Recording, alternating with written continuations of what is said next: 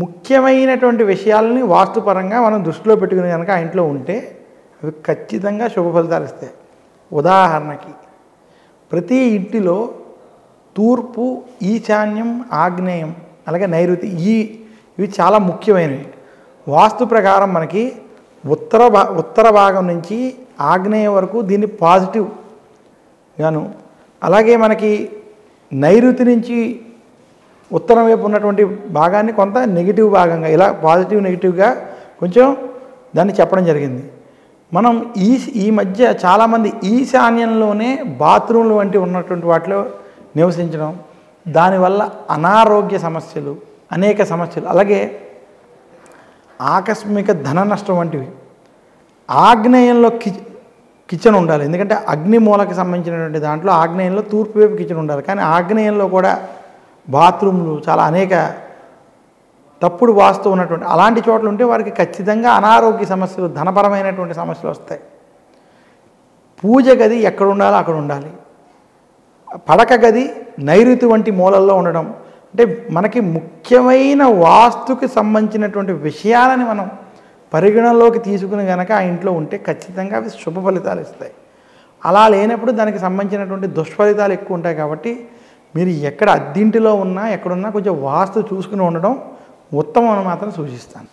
అయితే నమ్మొచ్చు అంటారు మీరు చెప్పిన మాటల ప్రకారం చూస్తుంటే. వాస్తు శాస్త్రం ఖచ్చితంగా నమ్మాల్సిన శాస్త్రం, పాటించవలసిన శాస్త్రం. అయితే మీరు ఆ ఇంటిలో ఉండేటప్పుడు అలా చూసుకుని వెళ్ళడం మీకు శుభ ఫలితాలు ఇస్తాయి. దానికి శాంతులు చేసుకోవడం వీటికి నేను దూరం, కానీ దానికన్నా మంచి వాస్తు ఉన్నటువంటి దాంట్లో అలా ఉన్నటువంటి ఇళ్ళు అనేకం ఈ మధ్యకాలంలో వస్తున్నాయి. కాబట్టి అలాంటి వాటిలో ఉండడం దానివల్ల ఖచ్చితంగా అభివృద్ధి కనపడుతుంది. ప్రజెంట్ జనరేషన్స్లో చాలా సమస్యలు ఉన్నాయి, కానీ ఒక సమస్య చాలామందిని వెంటాడుతోంది.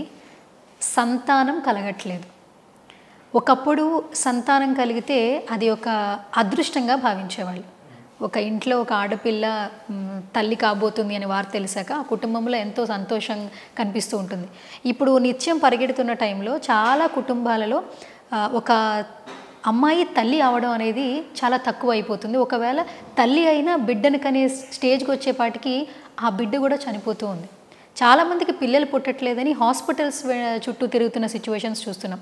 సంతానం అనేది వ్యక్తిగత జీవితంలో ఒక భోగంగా భావించవచ్చు అంటారా? ప్రస్తుత కాలంలో ఎందుకు సంతానం అనేది ఎవరికి ఎందుకు ఎక్కువ కలగట్లేదంటారు?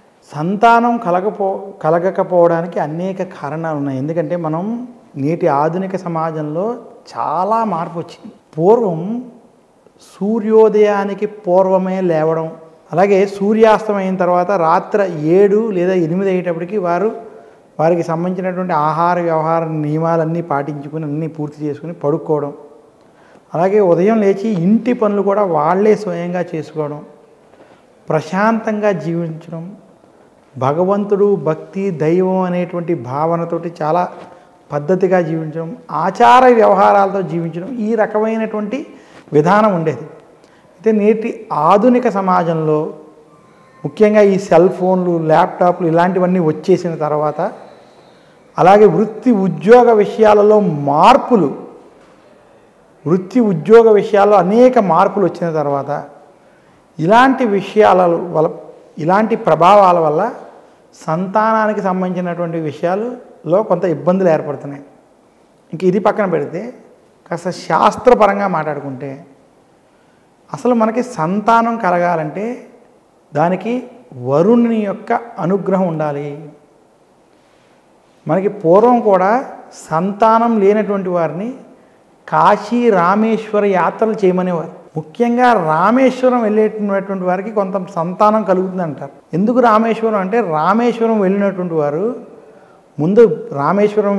వారు ధనుష్కోటికి వెళ్ళి ధనుష్కోటిలో స్నానం చేసి, రామేశ్వరం బయట అగ్నితీర్థంలో స్నానం చేసి, రామేశ్వరంలో 22 బావిలు ఉంటాయి. ఆ 22 బావిల్లో స్నానం చేసి ఆ బావి నీళ్లు స్వీకరించి అప్పుడు రామేశ్వరుడికి సంబంధించినటువంటి అక్కడ 3 జ్యోతిర్లింగాలు, ఆ 3టిని దర్శించుకుంటారు. ఇది రామేశ్వర యాత్రలో ఉన్నటువంటి విధి విధానం.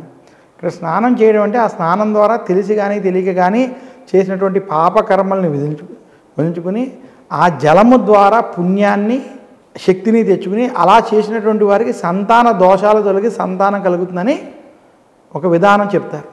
ఇదే కాకుండా పూర్వం సుబ్రహ్మణ్యేశ్వరుణ్ణి అమ్మవారిని పూజించినటువంటి వారికి జాతకంలో కుజదోషం, కాలసర్పదోషం, రాహుకేతు దోషం, అలాగే సంతాన స్థానంలో దోషాలు ఉన్నటువంటి వారు సుబ్రహ్మణ్యుడిని ఆరాధించడం, అలాగే రావి చెట్లకి వాటికి ప్రదక్షిణ చేయడం, ఇలాంటివి చేయడం వల్ల శారీరకంగా ఉన్నటువంటి కొన్ని సమస్యలు తొలగి వారికి సంతానం కలుగుతుందని, సుబ్రహ్మణ్యేశ్వర ఆరాధన వంటి చేసినటువంటి వారికి కలుగుతుందని కూడా మన పూర్వీకులు చేసేవారు. అయితే నేటి ఆధునిక తరంలో ఈ నియమాలు ఎవ్వరూ పాటించట్లేదు. ఇంకా సంతానం కలగకపోవడానికి కూడా ఇంకొంచెం మనం లోతుగా వెళ్తే పితృదేవతలను కనుక మనం శాంతింపజేయలేకపోతే, పితృశ్రాపాలు అంటే గతించినటువంటి వారికి తద్దినాలు వంటివి సరిగ్గా పెట్టకపోవడం, శుచి వంటివి కొంచెం పాటించలేకపోవడం, ఇదే కాకుండా మనకి శ్రావణ మాసం వంటివి, భాద్రపద మాసం వంటివి, దక్షిణాయనంలో వచ్చేటువంటి ముఖ్యమైన పండుగలు అంటే వినాయక వ్రతం, మంగళగౌరి వ్రతం, వరలక్ష్మి వ్రతం, ఇదే కాకుండా సుబ్రహ్మణ్య షష్ఠి, నాగపంచమి, ఇలాంటివన్నీ కూడా ఈ దేవతారాధనలు సంతానానికి, సౌభాగ్యానికి, ధనానికి ప్రతీక. ఇలాంటివి కూడా అసలు ఇవి మనకు వచ్చినటువంటి పండగల్ని ఎవరైతే నిష్ఠతో కనీసం అవి వారు ఆచరించుకుంటారో, ఈ దేవతల్ని వాళ్ళు కొలుస్తారో వారికి ఖచ్చితంగా సంతానం ఉంటుంది. ఆ రకంగా మీరు మీ యొక్క జీవన విధానాన్ని మార్చుకోవడం. ఇదే కాకుండా పూర్వం మాంసాహారాన్ని చాలా తక్కువ స్వీకరించేవారు. ముఖ్యంగా మనం భారతీయులం అంటారు. భారతీయులు అంటే భా అంటే సూర్యుడు అని, రతి అంటే సూర్యుని ఆరాధించేటువంటి వాళ్ళు భారతీయులు. ఆదివారం వచ్చిందంటే ఆదివారం సూర్యారాధన చెయ్యాలి, ఆదివారం మద్యం, మాంసం, మగువని ముట్టుకోకూడదని శాస్త్రం. అని నేటి తరం ఆదివారం వస్తేనే మాంసాన్ని స్వీకరిస్తున్నారు. ఇలాంటివన్నీ కూడా ఈ దోషాలకి కొంచెం కారణం అవుతాయి. కాబట్టి కొంచెం ఇలాంటివి కొంచెం పాటించుకునేటువంటి వారు ఖచ్చితంగా వారికి ఆ దోష నివృత్తి సంతానం కలుగుతుంది అని మాత్రం తెలియజేస్తున్నాను.